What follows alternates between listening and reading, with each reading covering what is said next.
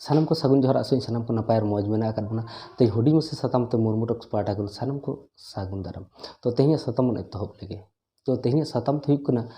education बारेते तो education बारेते माने ओका हर तबन स्टाडिया से ओका हर तबन पढ़ाव चलाव लेनखान अबरी जहाँ नवा जेनारेशन को मेना को उनको को मांग दाड़े ओना बारे अब दो एकदम ग्राउंड लेवल ना स्टाडी गलमारा बन लिया मैंने तो जहाँ लका अब जहाँ को मांग कान तबना उनको तो को मांग कान ठीक कथा भाई कथा नापाय कथा गौरवान कथा मेनखान तेहिं अबो गाताक्री जहाँ तीना मेना कर को ओना खूब मुद्रे बाड़ती खन बाड़ती नितो हों आड़ी तायम से आड़ी लतार रे मेना आकाद को जहाँ तो नौका मेना कर को जे मिमिटांग ओड़ा रे जहाँ न्यूनतम साक्षर बन मेता कना से न्यूनतम एडुकेशन मेता कना ओना धारिज बांग सेटेर कना तो तेहिं आतु दिसम करे जहाँ नेलोगोआ मिटांग झोंक मेना आकाद जे निजे जहाँ गिदार पिदार मेना को उनको भागी स्कूल बन पढ़ाव का भागी जायगा बन इदी को जो गार्जियन के इच्छा मेना आकाद तबोना जो हड़ा मेना आकाद तबोना चेदा से नितों मानमिया डेभलप सावते टाका बन रोजगार दाड़े जहाँ रे उनको अब भाली स्कूल बन एफोर्ड दाड़े से एम दाड़े से भर्ती दाड़े मेनकुन आडिस आयमा हड़ मेना बन जहाँ दो भर्ती बन दाड़े टाका बन एम दाड़े ट्यूशन बन एम दाड़े जो किछु बन करा दाड़े मेनखान सठिक गाइड बाबन दाड़े मेनखान ओना खन आर मारंग कथा हुई आडी आयमा हड़ मेना बना जे अब दो सरकारी स्कूल चेतान रे डिपेंड हुई तबना तो तेहिं जुदी बन मनेया जे हें नवा दो लाक्तियान गालमाराव कना एनखाइ बन आंजम आर जुदी लाक्तियान गालमाराव बाबन मनेया ताले वीडियो बन स्किप दाड़ेया तो गालमाराव दो नोका हुई कना मिटांग गालमाराव दो आतु खन बन एतोबा मिटेंग आतु रे आयमा लेकान माने आयमा लेकान इकोनॉमिक्सान हड़ मेना आकाद बना जे अकोय दो किसाड़ के अकोय दो रेंगे के अकोय दो तालामाल रे मेना आकादिया मेनखान ओना मिटांग आतु रे जो हर तना बेसरकारी स्कूल रे आबरी गिद्रा पढ़ाव लगे तो एफोर्ड बाबन दाड़े कना माने बाबन एम दाड़े आबर जुदी बन एम दाड़े मेनखान उनको गाइड रना दाड़े बानु का तबना ताले मुचाद मंचा तहकना मुचाद तहन कना जे सरकारी स्कूल जहाँ प्राइमरी स्कूल मेना आकादा सरकारी ओना स्कूल रे गिद्रा चला तबना गिद्रा चला हिजुआ पढ़ा आज लेगा मेनखान नितोंग जहाँ कंडीशन हुई कना विशेष करते इन्या इलाका करे स्कूल को नेल का जे ताले जे जहाँ कंडीशन हुई कना जे मिटांग सरकारी स्कूल रे गिद्रा ठीक ते आया ᱧᱩᱛᱩᱢ बेगर एटागा मेताय लेखान बांग ओले दाड़े बांग उच्चारणे दाड़े मजते कारण हुडिंग गिदन हय बाय दाड़े प्राइमरी स्कूल रेन हय बाय दाड़े मेनखान मिटांग कोएड स्कूल बन तो माध्यमिक स्कूल रे स्टूडेंट दो दाड़े कराव लागती कना मिटी 10th क्लास रे गिद्रा जुदी भावेल बाय उरुमा तर नवा खन दुख रना कथा चेत कना विशेष करते नवा दो आले इलाका रना कथाኝ मेना दो इन्या जहाँ इलाका कना ओना इलाका रना आपे इलाका रना नेल कते बुझावना चेष्टा पे जे हाई स्कूल रे जहाँ गिद्रा को पढ़ा कना उनको तीना गन को डेवलप टका से प्राइमरी स्कूल रे जहाँ को पढ़ा कना उनको तीना गन को डेवलप टका और नवा सल्यूशन तो चेत हुई कना इन मने कते जहाँ सल्यूशन इन तैयार दो कदा ओना आपे कोठन शेयर लगी ते तेहिं नवा गालमाराव इन अगु का तो जहाँ को ना सरकारी स्कूल को पढ़ा कान तबना गिद्रा को जहाँ दो बेसरकारी स्कूल लगी ते टाका बाबन एफोर्ड दाड़े कना गाइड बाबन दाड़े को कना गिद्रा को ताले मिद समय तहकना सरकारी स्कूल नोंका तहकना जहाँ रे तो गिद्रा दुड़ुब कते लाइन ते नोंका मौज को पढ़ाव तहन जे आम फरक बाम दाड़े जे नुकु दो सरकारी स्कूल को हिजुक कना से बेसरकारी स्कूल को हिजुक कना नितो हो उनकान स्कूल मेना आका सरकारी स्कूल मेनखान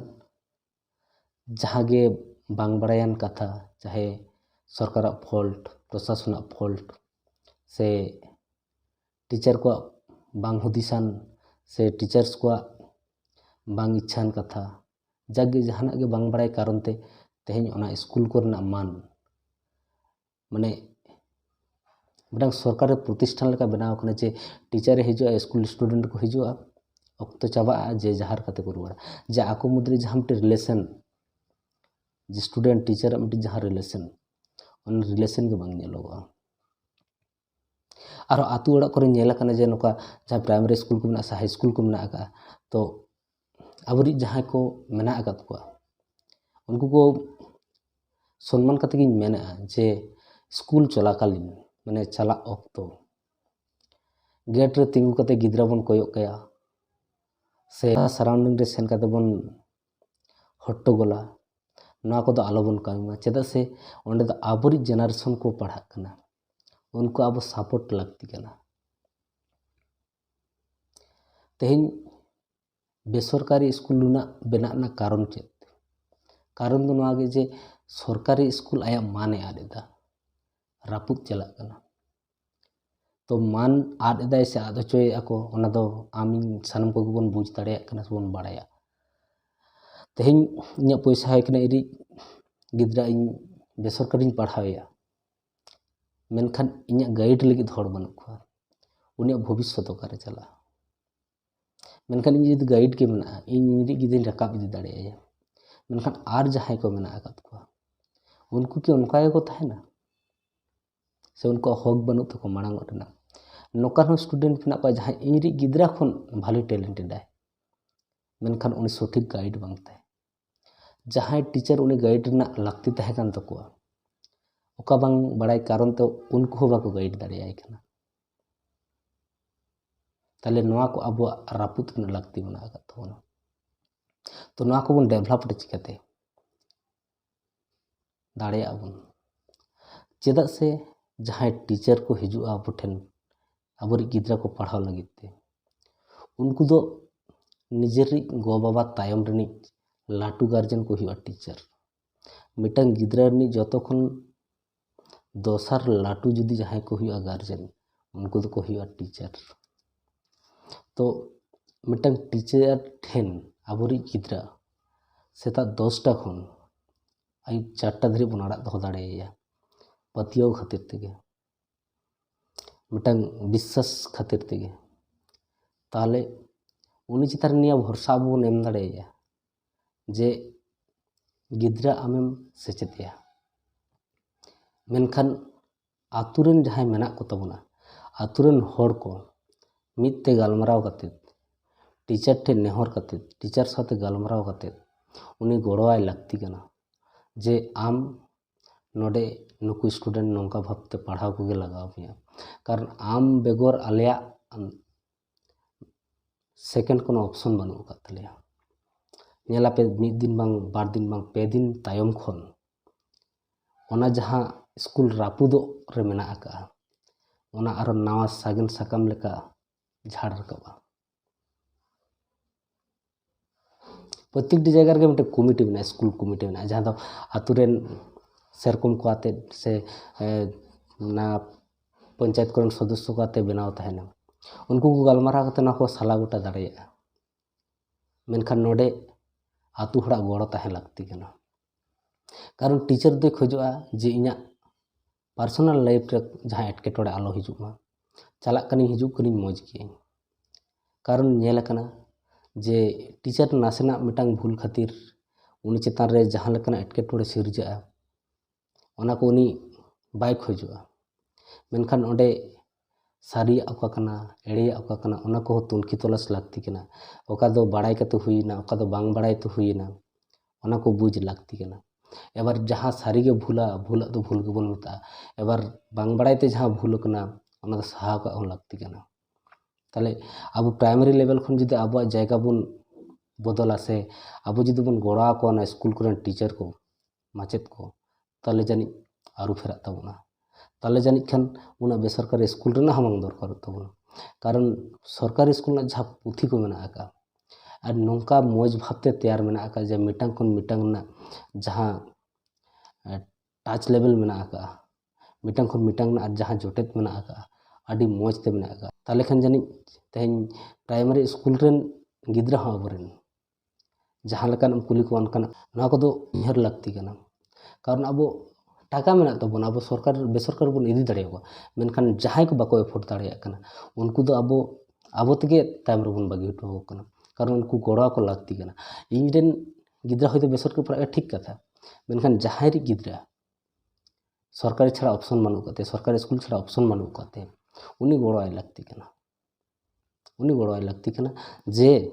नवा स्कूल रे नुकु गिद्रा को पढ़ा कना नवा आतु रे गिद्रा को पढ़ा कना ओंडे ना टीचर ना को से माचेत मेना कुआ उनको नौका भावते नोडे को पढ़ाव कुआ उन स्कूल चला अक्तो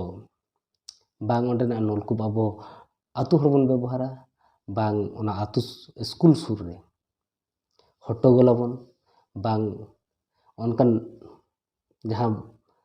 बांग सेचेतान कामी ओना सुर रे अब बाबन करावा आको सराउंडिंग ने जहाँ परिवेश ओना दो माचेत और स्टूडेंट को जहाँ रिलेशन उनका कतेत गे जपड़ा तहन तकुमा आको लेकाते ओना को तहन कन ओना समय को काटाव दाड़ेया मा आको लेकाते ओना सराउंडिंग को सजाव दोहय मा अब ओना बन गड़ो दाड़ेया को अब जुदी मिटांग स्कूल बन नेला जे नवा गड़ो दाड़े से नवा दिल दाड़े मिटांग माचेत बन माया उनी आजते आया ओना सराउंडिंग सजाव दाड़ेया अब निया बन नेल के बन बड़ा जहाँ बेसरकारी रे जहाँ को पढ़ावेत को उनको मिटांग सेचेतान माय बाबू तको से माय दादा तको से दादा तको नोकान कोगे सेन का को पढ़ावेत को उनको चेत गत को पढ़ावेत को कारण उनको मिटांग पार सब्जेक्ट हिसाब ते उनको मिटांग पेमेंट को नामे और उनको चितान निया बतक तहन कने जदी इन नोडे बाइन पढ़ाव का इन जदी नोडे मज ते बाइन पढ़ाव का तले गापा दिन नोडे कमी बाइन नामा लाज जला कने चे चिके दिनम हिलो छोटी सापटी क्लासे करावेत गया एबार सरकारी स्कूल चिका कना आज तार दबा हिजुर होने तो पेमेंट दे नाम गया आबार बांग हिजुर हो नाम गया ताले कि सरकारी स्कूल तो माचेत बांग ना को माचेत कना को उनको भागी माचेत कना को चेदा से उना हड़ा एग्जाम तला खन पास काते उनी मिटी माचेते बनाव कना ताले उनिया तो मने रे मेना तेया जे इन माचेत कनी चे लगी दी माचेत कना ताले उनी उना गोड़ो दाड़े एम लागती कना जे आम माचेत कना माचेत लेकाते आम चे लेकाते आम रे गिदर चे लेकाते मांग कोआ चे चिकाव कना जे आबरन किछु अब रूल बन उदुगा बेबाड़िज पंथा बन साबा चेदा से ओंडे मिटांग बेबाड़िज खातिर आर हों आयमा गिदरा लाइफ चेतान रे इफेक्ट पड़ा चेदा से माचेत तो बाय खोजा जे इन मिटांग एटा आतु सेन काते ओंडे जहाना प्रॉब्लम क्रिएट मा मेनते उनी मदरे नियागे बैसा उतरवा जे चला कनी हिजुक कनी मौज गियनी नौकान मिट्टी चिंताधारा उनी मने रे हिज गदा जहाँ रापुर लागती कना माचेत और स्टूडेंट जहाँ रिलेशन कना ओना आया सराउंडिंग रे सजाव हचुआय गोड़ो दाड़े एम लागती कना अब गाते को जुदी नवा कंटेंट पे कुसिया तबना ताले आपे कमेंट सेक्शन रे पे लाई दाड़े तबना और जुदी नौकान चिंताधारा मने रे मेना तबना ताले विशेष कहते जहाँ जुआन को मेना कर तबना उनको को आतु आतु नवा गालमराव गोटा काते जहाँ तुरी जहाँ माचेत को ना उनको सा गालमराव गोटा काते ओना सराउंडिंग स्कूल कैंपस सजाव दाड़े सजाव रकाब ना दाड़े एमा को तबन पे मा तबे तेहेन दो नवा सतम दो नोडे गिन मुचे देदा